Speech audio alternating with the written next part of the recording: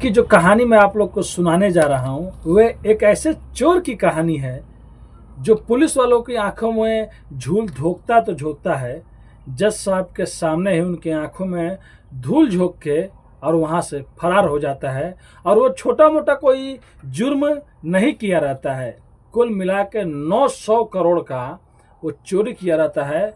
और उसके बाद जज साहब के सामने से ही वो फर्स्ट फ्लोर से नीचे कूद जाता है और वहाँ से वो फरार हो जाता है।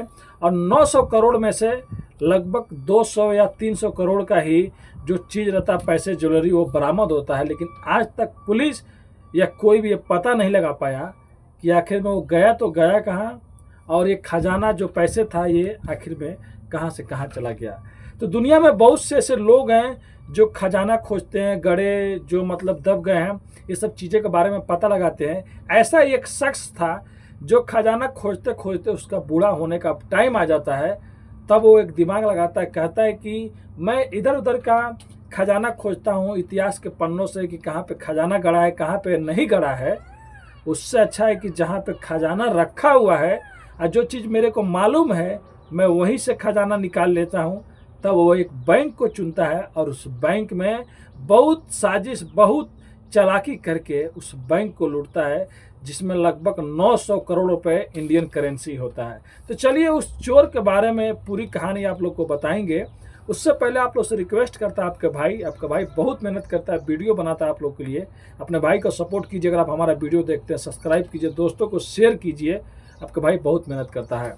तो नमस्ते, आदाब, सत श्री अकाल। आज की जो सच्ची घटना मैं आप लोग को सुनाने जा रहा हूँ, ये घटना उस जमाने की सबसे चर्चित घटना था। जब ये घटा था तो देश विदेश हर मीडिया के सुर्खियों में, हर पेज पे पहले नंबर पे छपा था, क्योंकि 1 या 2 करोड़ की बात नहीं थी, कुल मिला के 900 करोड़ की चोरी हुई थी।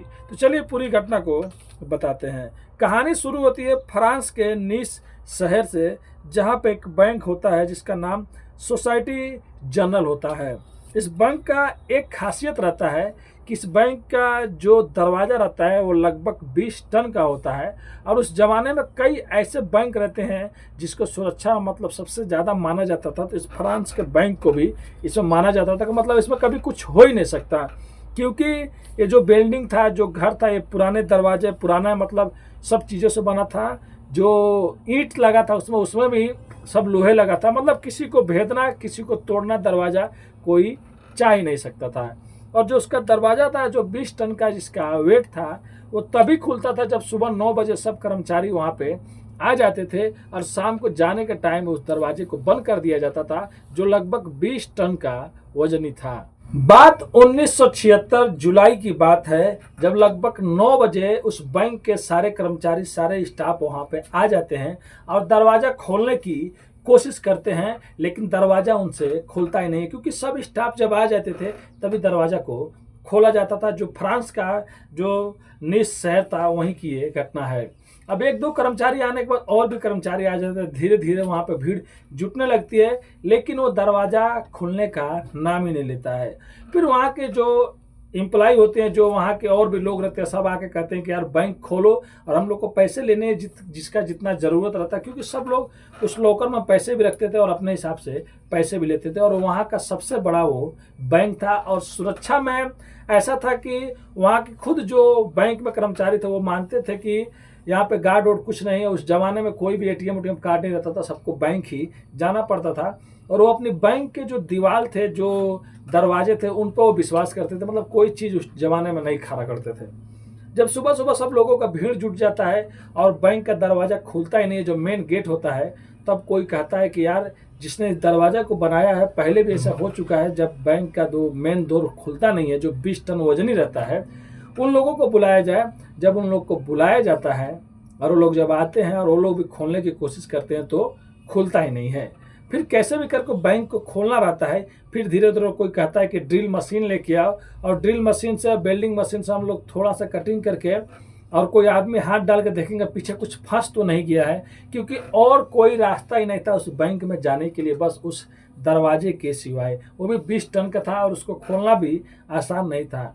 अब ड्रिल मशीन से उसको होल किया जाता है और एक आदमी जब उसके अंदर हाथ डाल के और जब पीछे की तरफ लेके जाता है तो उससे खुलता ही नहीं है। वो कहता है कि पीछे तो लग रहा है कि मतलब कोई चीज़ है ही नहीं, सब चीज़ बराबर रख रहा है।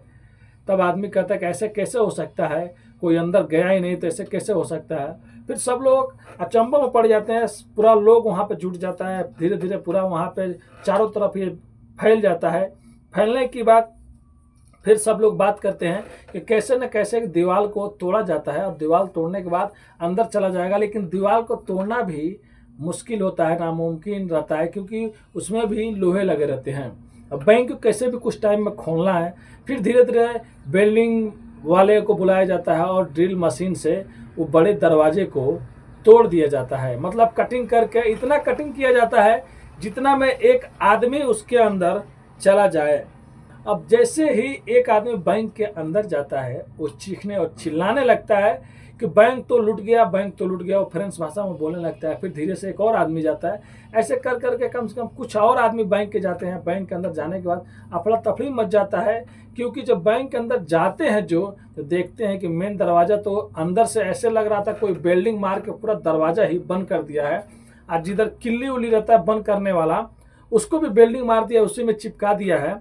और जब अंदर जाते हैं तो सारे के सारे लॉकर टूटे हुए रहते हैं। जो भी पैसे जेवरात रहते हैं लगभग 900 करोड़ के, सब गायब हो गए रहते हैं। और बीच में उधर ही एक बैंक के अंदर एक गड्ढा रहता है, एक सुरंग बना हुआ रहता है। अब तुरंत पुलिस को फोन जाता है, पुलिस मौके पर पहुंचती है। और पुलिस पहुंचने के बाद तुरंत देखती है कि वहाँ पर कुछ खाना वाना बिक रहा है। और उस टाइम उस बैंक के अंदर खाने भी ज़्यादा थे, मतलब जो खाना में आदमी खाता है। और 27 आपको गैस टैंक सिलेंडर मिल जाते हैं, मतलब 27 सिलेंडर। आखिर में चोर 27 सिलेंडर क्यों लेके आए थे, वो लोग ऐसा क्या कर रहे थे। तो उस टाइम वो लोग ये लेने के बाद फिर जो गड्ढे हुए रहते हैं, अब पुलिस को भी डर लगता है, लेकिन पुलिस उसके अंदर गड्ढे के अंदर जाती है। और पुलिस जाते जाते अंदर जाते जाते लगभग 26 फीट का वो सुरंग रहता है। पुलिस जाके एक सीवर पाइप में निकलती है, जो शहर से थोड़ा सा किनारे पे एक निकलता है, उधर जाकर निकलती है जिधर से वो होल रहता है। क्योंकि वो जो सीवर पाइप रहता है वो तो दूर से ही आया रहता है, लेकिन उसके अंदर से छेद हुआ रहता है। अब पुलिस को समझ में नहीं आता यार इतनी बड़ी चोरी कोई कैसे कर सकता है, वो भी ना दरवाज़ा तोड़ा ना ऐसा तोड़ा। अब उसके बाद पुलिस उसके अंदर से जो खाने का सामान मिलता है और गैस सिलेंडर में मिलता है, और जिधर से ये सुरंग हुआ रहता है उधर वॉलंटियर मशीन लगी रहती है, जो हवा फ्रेश हवा उसके अंदर डाल रही थी, जिससे लोगों का सांस लिया जाए, जो चोरी किया था वो लोग का दम नहीं घुटे। उसके बाद पुलिस अब लगभग जुलाई 1976 की बात रहता है, अब 3 महीने बीत जाते हैं। अब अक्टूबर आ जाता है और पुलिस हर जगह पता करती है हर तरह से, लेकिन पुलिस को कुछ भी सुराग नहीं मिलता है। तभी अक्टूबर में एक लड़की आती है, और लड़की आने के बाद पुलिस से कहती है कि मुझे मालूम है बैंक रोबड़ी में किसका हाथ है और किसने किसने ये काम किया है। पुलिस बताती है ठीक है मालूम है तो बताओ। वो कहती है कि साहब मेरा बॉयफ्रेंड किया है, और उसकी बातों से ऐसा लग रहा है जब मैं गई थी तो वो लोग ऐसा ऐसा बात कर रहे थे, और उसके पास अचानक में इतने पैसे आ गए हैं कि मेरे को उस पर डाउट है, लेकिन मैं शहरी होने के नाते आपका मतलब ये मेरा फर्ज है, मैं आपकी मदद कर रही हूँ। पुलिस उसको थैंक्स कहती है, और उसके बाद उसके बॉयफ्रेंड का पूरा हिस्ट्री लेती है और जाकर उसके बॉयफ्रेंड को उठा लेती है। उसके बाद जब पुलिस उसको अच्छे से पूछताछ करती है, मारती है, पीटती है, तब वो अपने कुछ और लोगों का नाम बताता है।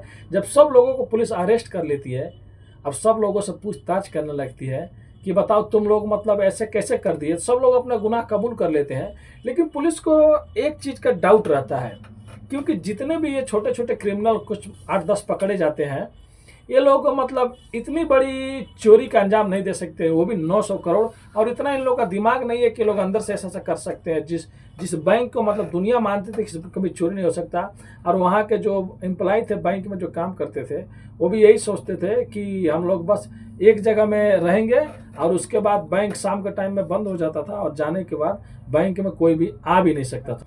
अब उसके बाद पुलिस उन लोग से बार बार पूछती है बताओ तुम्हारे साथ में कौन था, मास्टरमाइंड कौन था। उसी में से 2 आदमी टूट जाते हैं, और दोनों आदमी कहते हैं कि हमारा मास्टरमाइंड एक है साहब, लेकिन वो अभी गिरफ्तार नहीं हुआ है। जब उसके बारे में पता चलता है, और पुलिस जब उसको फील्डिंग लगाती है, और पुलिस जब उसको उठाती है और उसको जब कैमरे के सामने बैठाती है और पूछताछ करती है, तो बाद में पता चलता है उसका नाम रहता है अल्बर्ट स्पाइजारी, जो इटली से रहता है, जो फोटोग्राफर था और फ्रांस में वो काम करता था, यानी कि खजाने की खोज करता था और फोटोग्राफी करता था। और कई सालों से वो खजाने के लिए हर दुनिया में हर जगह पे गया था, लेकिन उसको खजाना मिल नहीं रहा था। अब पुलिस जब अपने तरीके से बात करती तो कहता है कि हर जगह मैं गया, खजाना कहीं पे नहीं मिल रहा था, तो मैं एक प्लान बनाया, इधर उधर जाने से अच्छा है कि एक बैंक है जिसमें बहुत ज़्यादा पैसे रखे हुए हैं, तो जिधर खजाना रखा हुआ है, जिधर मालूम है, पहले उसको लूटा जाए ना, जो है उसको बाद में देखा जाएगा। अब उसके बाद वो कहता है कि मैं सबसे पहले उस बैंक में जाता हूँ और अपना एक अकाउंट खोलता हूँ, और अकाउंट खोलने के बाद मैं उस बैंक में अक्सर जाता था, आता था, और उस बैंक का मुआयना करता था। और मैंने एक वहाँ पर लॉकर ले लिया था, उसमें अपने कुछ मैं सामान रखता था, और मैं एक दिन उसी लॉकर में अपना जो वॉच रहता है, घड़ी रहता है, जो अलार्म बजता है, वो रख देता है कि उसको डाउट रहता है कि अगर हम लोग कभी चोरी करें तो कुछ सिक्योरिटी वाला मतलब कुछ अलार्म होगा, कुछ सेंसर होगा जिससे वो पकड़े जाएंगे, बाहर आवाज़ सुनाई देगा। लेकिन वो 2-3 बार ऐसा करता है, अपना घड़ी अलार्म वाला उधर रख देता है, जो रात को सेट करके टाइम जाता है 11-12 बजे बजेगा। मतलब अगर कुछ सिक्योरिटी वाला इशू भी रहेगा तो अगर बजेगा भी, पुलिस पकड़ेगी भी या बैंक वाले, तो बोलेगा मैं गलती से भूल के रख दिया था। लेकिन वैसे कुछ बचता ही नहीं है, उसको विश्वास हो जाता है कि यहाँ के जो भी कर्मचारी या बैंक में काम करने वाले, इनको बस अपने दीवारों और अपने गेट पे विश्वास है, मतलब यहाँ पे कोई और बंदा नहीं है जो बैंक की सिक्योरिटी करता है, और यहाँ पे सबसे ज़्यादा पैसे हैं। उसके बाद वो जाता है म्यूनसिपालिटी कॉरपोरेशन, और जाने के बाद अपने आप को खुद को बोलता है मैं इंजीनियर हूँ, और चारों तरफ से वो नक्शा लेता है। नक्शा लेने के बाद सोचता है कि मैं कैसे उस बैंक में जाऊँ, तो सामने से जा नहीं सकता, दीवार तोड़ नहीं सकता, तो सोचता है कि ऊपर नीचे से जाने से अच्छा है कि ज़मीन के नीचे नीचे से चलेंगे।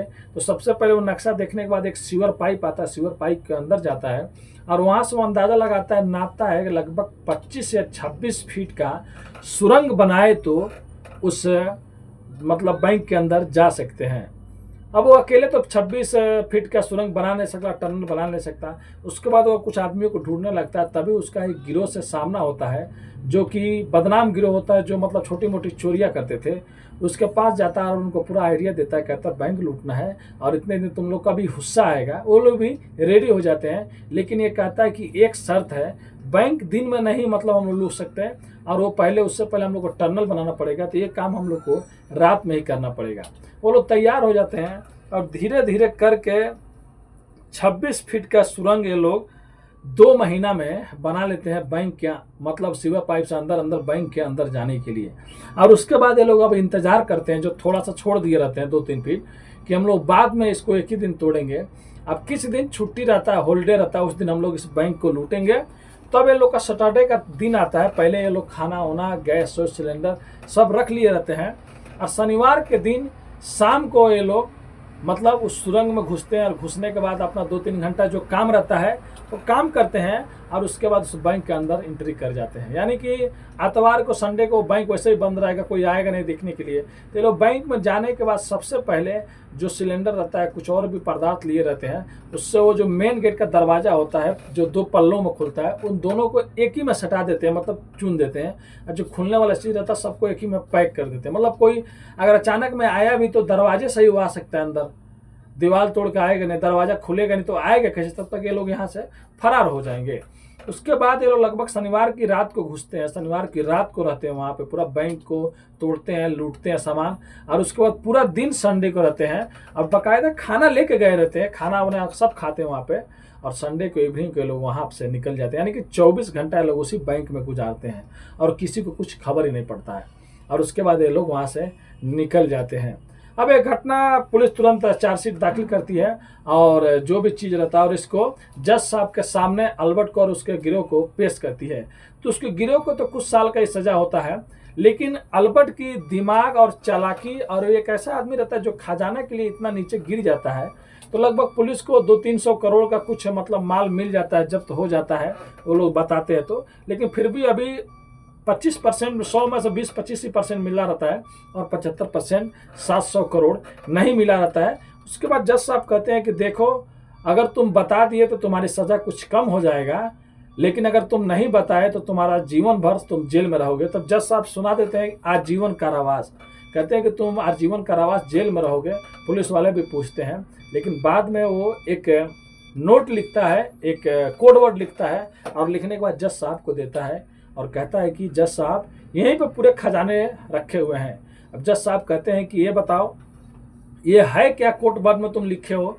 तब वो कहता है कि जज साहब मैं बस आप ही को अकेले में बताऊंगा और किसी को भी नहीं बताऊंगा।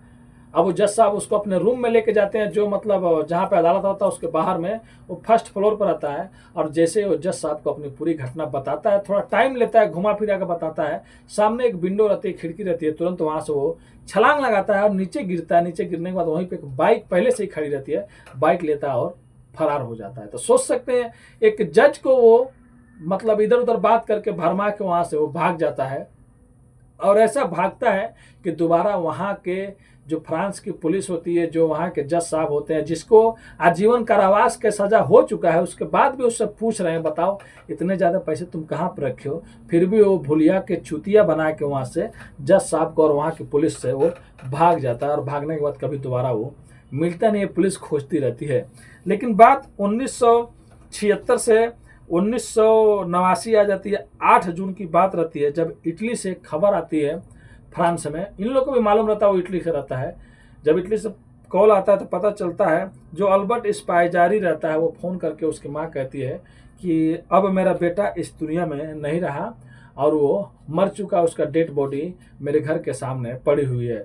तब यहाँ से कुछ लोग पूछते हैं कि उसको कौन मारा, क्या हुआ, तो कहती है मेरे को तो कुछ नहीं मालूम, लेकिन कुछ लोग आए थे जो उसकी बॉडी को, लाश को मेरे घर के सामने रख के चले गए, बस मैं यही जानती हूँ। तब मालूम नहीं कौन उसको मारा, पैसे के लिए मारा कि क्या हुआ क्या नहीं हुआ, क्योंकि वो तो मर गया था। लेकिन आज तक भी फ्रांस में जितने मतलब जो चीज़ था वो दोबारा कभी मिला नहीं था। तो ये था दुनिया का सबसे बड़ा चोरी, 900 करोड़ का।